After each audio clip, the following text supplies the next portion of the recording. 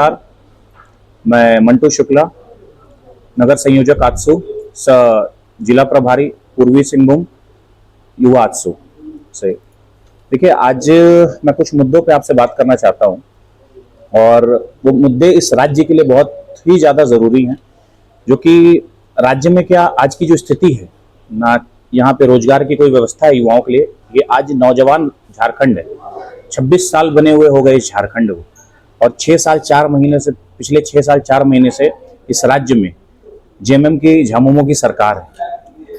परंतु इन 6 साल 4 महीने में झामुमो ने ऐसा कोई भी कार्य नहीं किया है जिससे इस राज्य के युवाओं को रोजगार मिल सके।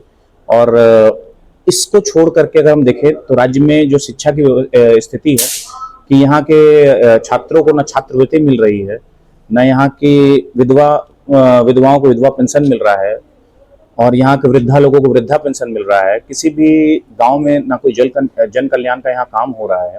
स्वास्थ्य की व्यवस्था इतनी चरमराई हुई है कि अब राज्य के किसी भी ग्रामीण इलाके में चले जाइए तो स्थिति ये है कि वहाँ एम्बुलेंस की व्यवस्था नहीं है, ना कोई वहाँ प्राइमरी मेडिकल केयर यूनिट है, डॉक्टरों की व्यवस्था नहीं है। अगर आप सदर अस्पताल या एनजीएम में भी आते हैं तो जिले के अस्पतालों की ये व्यवस्था है कि आप वहाँ डॉक्टरों की अनुपस्थिति है, डॉक्टर पर्याप्त मात्रा में वहाँ डॉक्टर्स उपलब्ध नहीं है, कहीं पे कोई प्रोफेशनल डॉक्टर नहीं है, या तो कहीं न्यूरो सर्जन नहीं है। ऐसे बहुत सारे ऐसे मुद्दे हैं इस राज्य में जो मुझे लगता है कि जिस पे प्रखर होकर के हम राज्य के वासियों को, इस राज्य के युवाओं को आगे आना चाहिए और उस पर बात करनी चाहिए। और राज्य में झामुमो की सरकार को हमको चेताना भी चाहिए, और अगर वो नहीं चेतते हैं वक्त रहते हुए तो हमको इस सरकार को हटाने का काम करना है। आज क्या मुद्दा पे आप यहाँ पे? आज हमारा असल मुद्दा ये है कि हम राज्य में सरकार को, सबसे बड़ी बात है कि राज्य में स्वास्थ्य, शिक्षा और रोजगार के मुद्दे पे हम यहाँ बैठे हुए। 26 साल के नौजवान झारखंड को आज समझिए 2000 में ये राज्य बना था, 15 नवंबर सन 2000 को। तब से लेकर आज तक यहाँ पे पर्याप्त मात्रा में रोजगार नहीं। शिक्षा की स्थिति ये है कि 76.7% यहाँ लिटरेसी रेट है। क्राइम में आप देखिए कि हर दिन कोई ना कोई राज्य में क्राइम बढ़ता ही चला जा रहा है। स्कूल के बच्चों के पास चापड़ मिल रहे हैं, कहीं हर क्षेत्र में कहीं ना कहीं कुछ ना कुछ, किसी ना किसी प्रकार की घटनाएं हो रही हैं। और गोली तो ऐसे मिल रहा है, गोली तो ऐसे चल रही है जैसे पता नहीं कि यहाँ पे ये अवैध हथियार लोगों को, इनको सप्लाई कौन कर रहा है।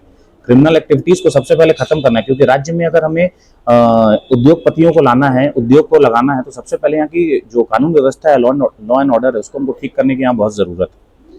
तो मेरा ये मानना है कि इन सबको लेकर के हमको प्रखर होना है। साथ ही साथ राज्य में जो मुझे आजसू ने दायित्व दिया है, उस दायित्व को ध्यान में रखते हुए मैं पार्टी को निरंतर आगे बढ़ाने का प्रयास कर रहा हूँ, संगठन के विस्तार के लिए काम कर रहा हूँ, संगठन को मजबूत करने का प्रयास कर रहा हूँ। और बहुत ही जल्दी मैं पार्टी को इस राज्य में बहुत ऊंचाई तक ले जाने का काम करूंगा और संगठन को विस्तार करने का और मजबूत करने का काम करूंगा। हम लोग बहुत जल्दी ही राज्य में सदस्यता अभियान चालू करने वाले हैं, और मैं राज्य के प्रत्येक युवाओं से ये आह्वान करना चाहता हूं कि आप पार्टी की ओर आए, जुड़े, पार्टी को समझें। पार्टी ने आज तक क्या काम किया है, झारखंड आंदोलन में हमारा जो रूपरेखा रही है, उसको हम आप तक पहुंचाने का कार्य करेंगे। और हम पार्टी में सदस्यता अभियान चालू करके पार्टी में युवाओं को जोड़ने का प्रयास करेंगे। सुदेश महतो जी का कैंपेनिंग कुछ होने वाला है? बहुत जल्दी होने वाला है। हम लोग इसके लिए भी आप लोगों को आने वाले समय में जल्दी से जल्दी डेट बता देंगे, और राज्य भर से हमारा आह्वान युवाओं को रहेगा और बाकी सबको रहेगा कि जमशेदपुर में हम लोग सब एकत्र होंगे और हम लोग सुदेश महतो जी के कैंपेन में उनका साथ दे करके आजसू पार्टी को और आगे बढ़ाने का काम करेंगे। संगठन को मजबूत करने की जो हमारी रूपरेखा है वो कुछ इस प्रकार है कि हम सदस्यता अभियान, जैसे हमने आपको बताया कि हम चालू करने वाले हैं बहुत जल्दी। हम ग्रामीण क्षेत्रों में भी जा रहे हैं, चूंकि प्रभार हमारे पूर्वी सिंहभूम जिला का पूरा मिला, तो ग्रामीण क्षेत्रों में भी जा रहे हैं, वहाँ ग्रामीणों से भी बात कर रहे हैं, उनकी समस्याओं को भी सुन रहे हैं, और उनकी समस्याओं को सुनते सुनते उनके निवारण के लिए हमसे जो बन पड़ रहा है हम लोग कर रहे हैं। और साथ में हम सब संगठन तब मजबूत हो पाएगा जब हम एक साथ जुड़ करके काम करने का प्रयास करेंगे। जमशेदपुर से आप हैं, जमशेदपुर का किन किन मुद्दा को फोकस किया? आप युवा भी है। देखिए, जमशेदपुर में सबसे बड़ा मुद्दा तो हमारे पास अभी ये है कि शिक्षा की जो व्यवस्था है यहाँ पे, वहाँ स्कूलिंग तक के लिए तो ठीक है, पर स्कूल के बाद यहाँ कोई हायर एजुकेशन के लिए कोई फैसिलिटीज अभी नहीं है पर्याप्त रूप से।